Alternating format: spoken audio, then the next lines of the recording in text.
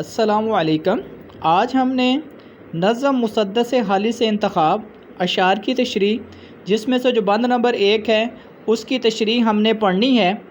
پہلے آپ اس کا اشعار وہ سنیں۔ گھٹا ایک پہاڑوں سے بتہا کے اٹھی، بڑی پڑی 400 یک بیک دھوم جس کی، کڑک اور دمک دور دور اس کی پہنچی، جو ٹیگس پہ گرجی تو گنگا پہ برسی، رہے اس سے محروم آبی نہ خاکی، ہری ہوگی ساری کھیتی خدا کی۔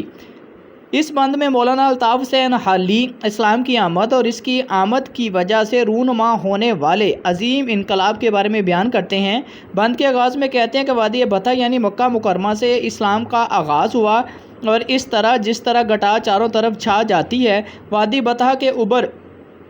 بتھا سے ابھرنے والے اسلام کا پیغام یک با یک دنیا کے کونے کونے تک پہنچ گیا۔ جس طرح گھٹا سے نکلنے والی کڑک اور دمک دور دور تک پہنچتی ہے، بالکل اسی طرح اسلام کی تعلیمات اور برکات نے چاروں طرف اجالا کیا۔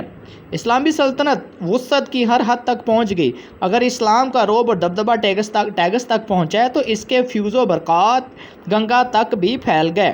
جس طرح کالی گھٹا کے بعد بارش برستی ہے تو اس کے اثرات آبی اور خاکی پر پڑتے ہیں، اور بارش کی ٹھنڈک سے کوئی مایوس نہیں ہوتا، اسی طرح اسلام کی تعلیمات پوری کائنات کے لیے عام ہوئی، اور اس سے نہ صرف انسانوں نے فیض حاصل کیا بلکہ جانوروں اور پرندوں تک نے تحفظ حاصل کیا۔